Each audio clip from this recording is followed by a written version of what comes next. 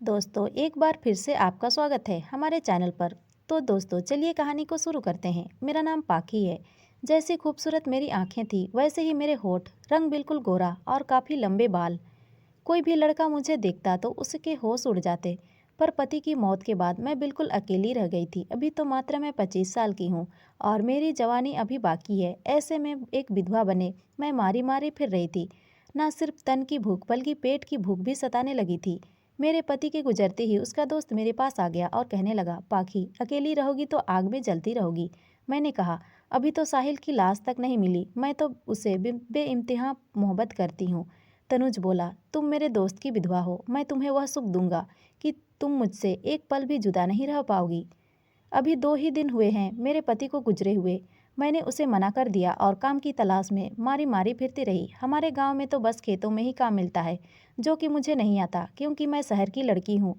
कहीं कोई काम मिल नहीं रहा था तो एक दिन भैया भाभी के घर पर चली गई।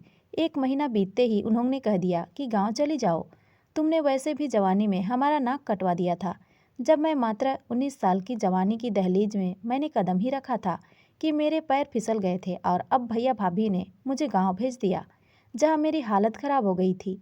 धीरे धीरे सारे जमा पैसे भी खत्म होने लगे। मुझे कुछ तो करना था। हमारे गांव में ईंट भट्ठे में मर्द काम करते थे, पर वहां औरतों को काम नहीं मिलता था। अंत में बच्चे की बुरी हालत देखकर मैंने मर्द के वेश में ईंट भट्ठे में काम करने की सोची और मेरा बेटा, जो कि अब 5 साल का हो चुका था, उसे स्कूल में डाल दिया। मैंने मर्द बनकर वहाँ काम ले लिया। मुझे कोई पहचान न सका और मैं मेहनत मजदूरी करने लगी। मालिक मेरे काम से बहुत खुश होकर मुझे अच्छे पैसे देता था, पर वह मुझे मर्द समझकर हाथ लगाता तो मैं सिहर उठती। पति के गुजरे 1 साल से ऊपर हो गए थे और मैं तन्हा थी। मेरी ज़रूरत अधूरी थी और मर्द का काम करते करते इतनी थक चुकी थी कि यही सोचती थी कि काश मेरा कोई हाथ थाम ले। पर एक दिन तेज बारिश हो रही थी। हम अपना काम समेट रहे थे कि तभी मालिक आ गए और मुझे देखने लगे। मेरे गीले बदन को देखकर उन्हें शक हुआ कि मैं मर्द नहीं बल्कि औरत हूँ। मैं डर गई और थर थर काँपने लगी। मुझे लगा आज मैं बच नहीं पाऊंगी। इतने दिनों से मालिक को धोखा देकर मैं यहाँ काम कर रही थी। मेरा रूप देखकर यह तो समझ में आ गया कि मैं औरत हूँ, पर मेरी पहचान उन्हें मालूम ना चले। मैं यही दुआ मांगने लगी कि मालिक वहाँ से चले गए, पर मालिक मेरी ओर एकटक देखते रह गए। उनके अंदर मुझे एक हवस नजर आने लगी। बारिश में भीगते हुए वह मुझे देखते रहे और अचानक से मुझसे कहा, तुम कमरे में आ जाओ, तुमसे कुछ काम है। वह मुझे अपने साथ ही ईंट भट्टे के सामने बने घर पर ले गए। मैं यही दुआ मांग रही थी कि उन्हें पता न चले, पर वह जिस तरह से मेरी ओर देख रहे थे मुझे लगने लगा कि उन्हें सब कुछ मालूम चल चुका है। और मैं यही सोचने लगी कि अगर मेरा यह काम चला गया तो मैं क्या करूँगी, मैं अपना घर कैसे चलाऊँगी। लेकिन उस वक्त मैं भाप नहीं पाई थी कि मेरे साथ क्या होने जा रहा है। उस घर के अंदर घुसते ही मालिक ने दरवाज़ा बंद कर दिया और मुझे कुछ कपड़े देकर कहा, तुम भीग चुके हो, कपड़े बदल लो। उनकी बात सुनकर मेरी जान हलक सी अटक चुकी थी। मैंने तो बस मर्द का वेश बनाया था। मैं सच में थोड़ी ना मर्द हूँ जो उनके सामने कपड़े बदल लूँ। इस घर पर बस एक ही कमरा था तो मैं डर कर देखने लगी। वक्त आ गया था जब मेरे जीवन में तूफान दस्तक देने जा रहा था और पुरानी यादों में मैं खो गई। जब मैं 19 साल की कुंवारी कली थी, मोहल्ले के एक लड़के विराज से मैं प्यार करने लगी थी। जब भी मौका मिलता चोरी छुपे हम दोनों एक दूसरे से मिल लेते थे। हम सातवें आसमान में थे। लेकिन एक दिन मेरे भैया ने हमें नज़दीकी हालत में देख लिया तो उन्होंने मेरी शादी कहीं और करवा दी। साहिल की दुल्हन बनकर मैं शहर छोड़कर गांव आ गई और अंदर ही अंदर बहुत निराश थी। मैंने यही सोचा था कि इस शहर के किसी हैंडसम लड़के से मेरी शादी होगी और शादी को लेकर मैं तरह तरह के सपने सजा रखी थी। पर मेरे पास कोई रास्ता नहीं था। मुझे अब अपनी ज़िंदगी गांव में बितानी थी। शहर की चकाचौंध और ऐशो आराम को छोड़कर जब मैं साहिल के घर पर कदम रखी तो गांव की औरतों ने मिलकर मेरा स्वागत किया।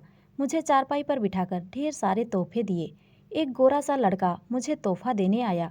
वो मेरे ऊपर नज़र गड़ाए हुए था और मुझे कहने लगा, पाखी तुम तो बहुत खूबसूरत हो। मैंने सोचा ना जाने ये कौन है। रात को गांव की एक औरत ने मुझे एक कमरे में बिठा गई जहाँ से फूलों की खुशबू आ रही थी, पर था तो एक गांव का कमरा। जब मैं अकेली हुई तो कमरे का जायजा लेने लगी। यह घर उतना ही बुरा नहीं था जितना मैं सोचकर आई थी। मुझे उतना भी मालूम नहीं था कि मेरे पति साहिल ईंट भट्टे में काम करते हैं। मेरा भाई अपनी बहन की शादी एक मजदूर से करवा देगा, यह सोचकर ही मुझे रोना आ रहा था। और मुझे यह मालूम नहीं था कि साहिल के परिवार में और कौन कौन है। मैंने तो ठीक से उनका चेहरा भी नहीं देखा था। मेरे भाई ने मुझे विराज के साथ पकड़ लिया था और मुझे घसीटते हुए घर लेकर आया था और अपने कमरे में ही कैद कर दिया था। फिर भैया और भाभी ने मिलकर जल्दी से मेरी शादी तय कर दी ताकि मेरी बदनामी होने से पहले ही शादी हो जाए। उन्होंने एक बार भी नहीं सोचा कि मैं विराज से प्यार करती हूँ और मेरे भी कुछ मान है। मैं अपने पहले प्यार से कभी उभर नहीं पाई थी कि साहिल मेरे कमरे के अंदर आ गए। मैंने पहली बार उन्हें अच्छे से देखा तो मेरे होश उड़ गए। साहिल काफ़ी गोरा और हट्टा कट्ठा लग रहा था। वो मेरे करीब आए। मैं घबराई हुई सी सिर झुकाए बैठी थी। तभी साहिल ने मुझे मुंह दिखाई के तौर पर एक अंगूठी पहनाया। वह समझ चुके थे कि मैं घबरा रही हूँ तो कहा, तुम्हें डरने की कोई ज़रूरत नहीं है। इस घर में सिर्फ मैं ही रहता हूँ। मेरे मम्मी पापा गुजर गए हैं और मैं एकलौता उनका बेटा था। मुझे उनकी बात सुनने में इंटरेस्ट नहीं आ रहा था, चाहे देखने में कैसे भी हो।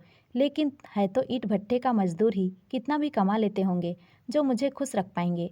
मैंने उन्हें हिम्मत करके उस लड़के के बारे में पूछा जो कि आज शाम मुझे तोहफा देने आया था। उन्होंने कहा कि वह तनुज है, मेरा दोस्त, ईंट भट्टे का मालिक है। अब मैं यही सोचने लगी कि काश मेरे भैया ने उसके साथ शादी कर दी होती। साहिल और तनुज दोनों देखने में ही हैंडसम थे, पर तनुज भट्टे का मालिक और साहिल एक मजदूर। मैं दिल ही दिल तनुज के बारे में सोचने लगी और उसकी कही हुई बातों के बारे में भी। मेरे पति मेरे करीब एकदम आ गए, मुझे प्यार करने लगे, पर मैं विराज और तनुज के ख्यालों में डूब गई।